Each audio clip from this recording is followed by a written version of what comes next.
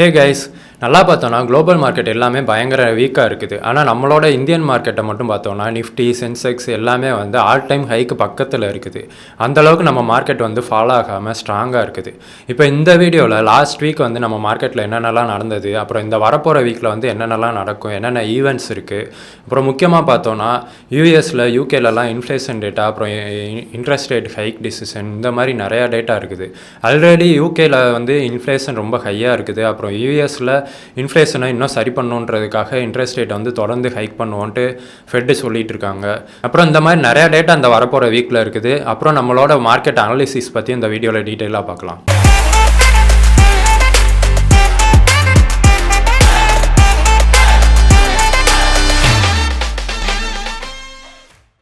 Last week நம்ம channel அனாலிசிஸில் என்ன சொல்லியிருந்தோம்னா 17500 நல்ல சப்போர்ட்டாக இருக்கும், அப்புறம் 17800 நல்ல ரெசிஸ்டன்ஸாக இருக்கும்னு சொல்லியிருந்தோம்.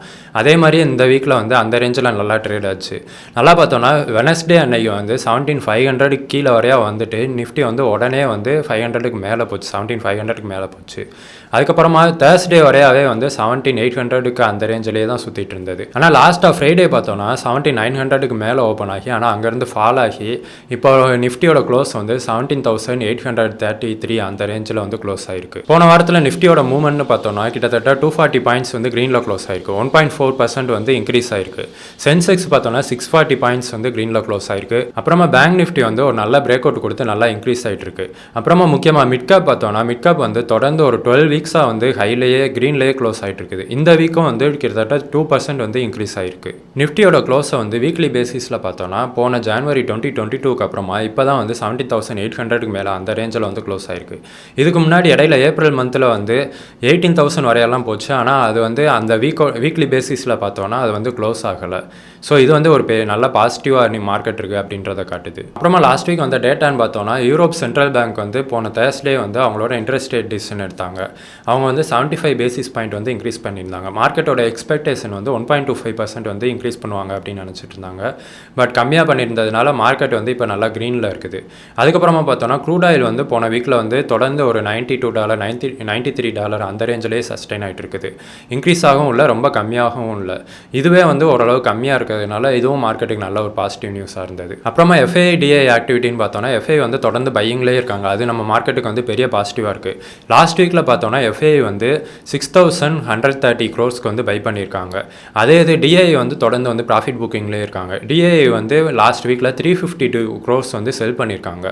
இந்த மந்த்து செப்டம்பர் மந்த் ஸ்டார்டிங்லேருந்து இப்போ வரையா பார்த்தோன்னா FI வந்து தொடர்ந்து நல்ல பையிங்கில் இருக்காங்க. இவங்க வந்து இப்போ இந்த மந்த் ஸ்டார்டிங்லேருந்து இப்போ வரையா 3800 crores வந்து பை பண்ணியிருக்காங்க. ஆனால் DI பார்த்தோன்னா இப்போ வரையா வந்து 70 crores வந்து செல் பண்ணியிருக்காங்க. இந்தியா விக்ஸ் வந்து இப்போ வந்து க்ளோஸ் ஆனது வந்து 17.7ல் க்ளோஸ் ஆயிருக்கு. 18 கீழே வந்திருக்கிறதுனால இப்போ ஒரு கொஞ்சம் வாலட்டிலிட்டி கம்மியாக இருக்கும்னு எதிர்பார்க்கலாம். ஆனால் வரப்போகிற வீக்கை பார்த்தோன்னா இந்த வீக்கில் வந்து நிறையா டேட்டா நிறையா இருக்குது அப்படின்றதுனால வாலட்டிலிட்டி இன்க்ரீஸ் ஆகிறதுக்கு நிறையா சான்ஸ் இருக்குது.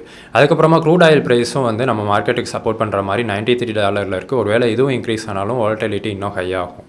இப்போ இந்த வீக்கில் உள்ள இம்பார்ட்டண்ட்டான ஈவெண்ட்ஸ் அண்ட் இம்பார்ட்டன்ட் டேட்டா பற்றி பார்க்கலாம். ஃபஸ்ட்டு வந்து நம்ம இந்தியாவில் உள்ள டேட்டாஸ் பற்றி பார்க்கலாம். இந்தியாவில் வந்து கம்மிங் மண்டே அன்னைக்கு வந்து இன்ஃப்ளேஷன் டேட்டா இருக்குது. ஆகஸ்ட் மந்த்துக்குள்ள டேட்டா இருக்குது, இன்ஃப்ளேஷன் டேட்டா இருக்குது. அதுக்கப்புறமா அன்னைக்கே வந்து இண்டஸ்ட்ரியல் ப்ரொடக்ஷன் டேட்டாவும் இருக்குது. இதுவும் ஆகஸ்ட்டுக்குள்ள டேட்டா வந்து இந்த வர மண்டே அன்னைக்கு வரப்போகுது. ஸோ 2 டேட்டா வர்றதுனால அதோட டேட்டா அது எவ்வளோ வருது அப்படின்றத நம்ம நல்லா பார்க்கணும். அதுக்கப்புறமா வெனஸ்டே வந்து WPI இன்ஃப்ளேஷன் இருக்குது, ஹோல்சேல் ப்ரைஸ் இண்டெக்ஸ் டேட்டா இருக்குது. இந்த டேட்டா வந்து ஜூன் மாதம் வந்து ஹையாக இருந்தது, ஜூலையில் வந்து கொஞ்சம் கம்மியாக இருந்தது. லாஸ்ட்டாக ஜூலையில் வந்து 13.9% இருந்தது.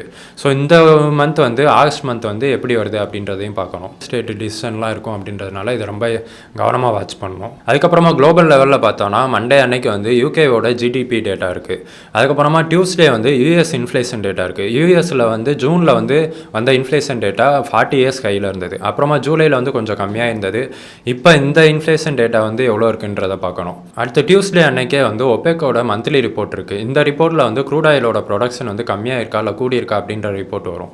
அதுக்கப்புறமா தேர்ஸ்டே வந்து யூகேவோட இன்ட்ரெஸ்ட் ரேட் டிசிஷன் இருக்குது. இங்கே வந்து இன்ஃப்ளேஷன்லாம் ரொம்ப ஹையாக இருக்கிறதுனால அவங்க இன்ட்ரெஸ்ட் ரேட்டை வந்து நிறையா கூட்டுறதுக்கு சான்ஸ் இருக்குது.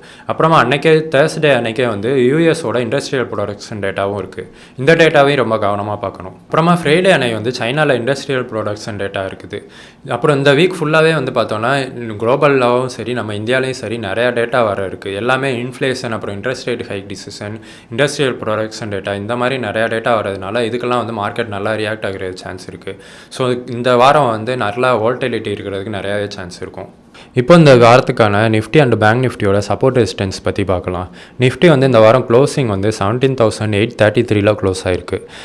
இந்த வாரத்தில் பார்த்தோன்னா 500 to 17,500 to 800 வரையா வந்து ஒரு நல்ல சப்போர்ட் ரெசிஸ்டன்ஸ் ஆக்ட் ஆச்சு.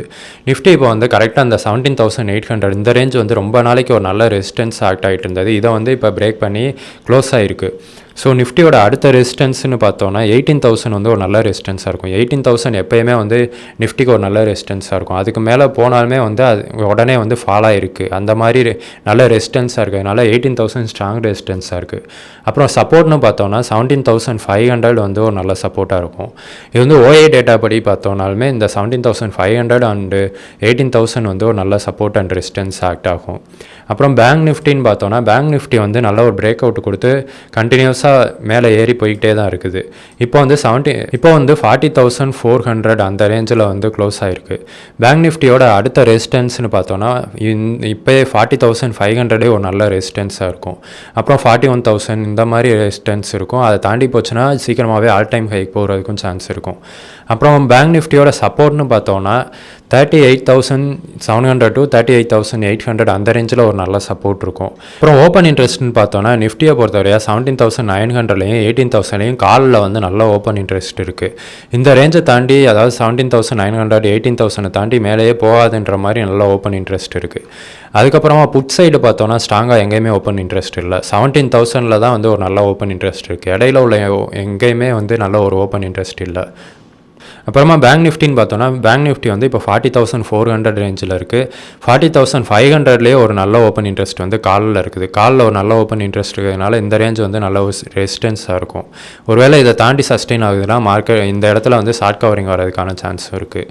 அதுக்கப்புறமா புட் சைடுன்னு பார்த்தோன்னா புட் சைடில் எங்கேயுமே ஒரு நல்ல ஓப்பன் இன்ட்ரெஸ்ட் இல்லை. 39,500ல் தான் ஒரு நல்ல ஓப்பன் இன்ட்ரெஸ்ட் இருக்கிற மாதிரி இருக்குது. ஓகே கைஸ், இந்த வீக் வந்து நிறையா இம்பார்ட்டண்ட்டான டேட்டா வந்து இந்தியாலையும் குளோபல்லையும் இருக்கிறதுனால மார்க்கெட் வந்து ஒரு நல்ல வால்டிலிட்டியோடு இருக்கிற சான்ஸ் இருக்குது. ஸோ பார்த்து சேஃபாக ட்ரேட் பண்ணுங்கள். அண்ட் இந்த வீடியோ உங்களுக்கு பிடிச்சிருந்ததுன்னா இந்த வீடியோ லைக் பண்ணுங்கள், உங்கள் ஃப்ரெண்ட்ஸுக்கு ஷேர் பண்ணுங்கள். அண்ட் இந்த மாதிரி தொடர்ந்து அனலிசிஸ் அப்புறம் நல்ல ஃபினான்ஷியல் கண்டென்ட்ஸ்லாம் உங்களுக்கு வேணும்னா இந்த சேனலை சப்ஸ்கிரைப் பண்ணுங்கள். தேங்க்யூ.